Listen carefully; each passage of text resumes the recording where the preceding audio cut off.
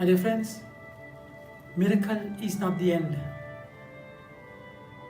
It's a help to get, it's a sign to get into the proper direction. Gospel of John beautifully says, miracles are signs. Signs. It's a sign which shows the end. So it's a journey. What is important is that you journey in the wilderness. God has taken Israelites in the wilderness for 40 years. There was a shortcut to the promised land, but yet God wanted them to go in that testing time, testing period. So that we have to have faith in that testing time. You have to have that belief that God will definitely do the best in my life. So that trust will take you through the journey to the hard part of your life. That's important. So listen to what the Holy Spirit says.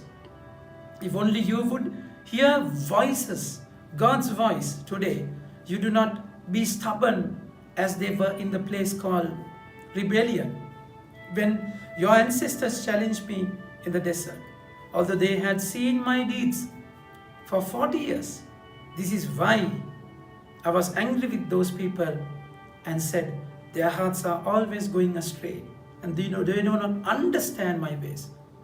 I was angry and made a solemn vow, they will never enter my rest. So if you want to have that rest, you have to go through the mill, go through the desert. There's no other way. We find this beautiful person, interesting person, this leper, was suffering with leprosy. So when the priest diagnosed him as a leper, he has leprosy, they will chase them away from the society. They will isolate them, quarantine them. So that's his wilderness. So what had happened to this person? Leprosy comes with a bacteria, Mycobacterium leprae. And it makes you numb, you're physically numb. So even the pieces of your body will melt and fall. You don't feel it. So you're deadly numb.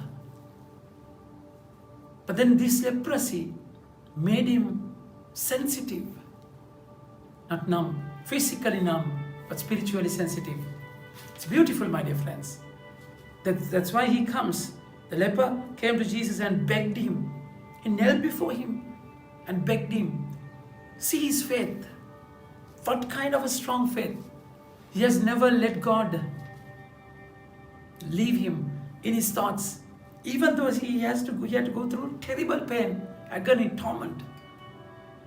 Yet he believed only Jesus has the answer. And if he believed, even though he performed that miracle or not, it does not matter. So his love and his faith is unconditional. As Shadrach, Meshach and Abednego, when King Nebuchadnezzar wanted them to worship that king's statue, that idol, they said no. Even though even the flame consumes us, we are not going to worship because it's idol worship. So that kind of a faith. This person comes to Jesus and says, if you want to, you can make me clean. So he believes he has the answer. Do you really believe in your life that only he has the answer? If you believe, you can heal me. If you want, you can heal me. So he believes he can. And also at the same time, he surrenders himself to heal or not to be healed. Jesus immediately, my dear friends, moved with pity, he stretched out his hand and touched him and said, I want you to be clean. Exactly. That's exactly what he wants in your life. He never wants you to be your slave. So it's a testing time only. But then in the appropriate time, you will enter the promised land. You will enter that rest. That's important. And when he was healed, immediately he got healed. But then in his life, that miracle became more important than Jesus' word. he was not obedient. He asked them to go to the priest and offer the appropriate offering. So the priest should recognize him and give the approval that he can be in the society again. But Jesus clearly said, don't spread this news, this is your personal experience. The gift became more important than the giver. He started spreading it all over. What happened? It broke the Lord, damaged the Lord's mission. He could not move freely. The word beautifully says, the man went out, he began spreading the news everywhere, so that Jesus could no longer openly enter any town. He could no longer enter. He couldn't do that. He wanted. He should have done it. Then he couldn't do that. Because that person's way of, if he had been obedient to the Lord, what a beautiful thing there could be. Every experience is not to be shared, my dear friends. You have to have an inner room, personal experience with Jesus. So what he tell you personally, you should not tell everyone. Witnessing is another part of life. In the same time, there should be a hidden inner life. As a husband and wife, they don't say everything out. They don't tell all the secrets. They have their secrets.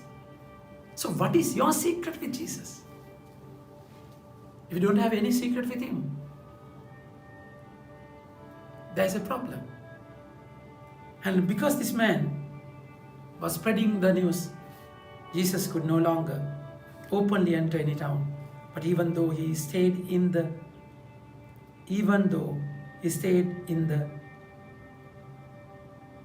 isolated places, people came to him from everywhere. He had to stay in isolation because he is not here to perform miracles. It's more than that.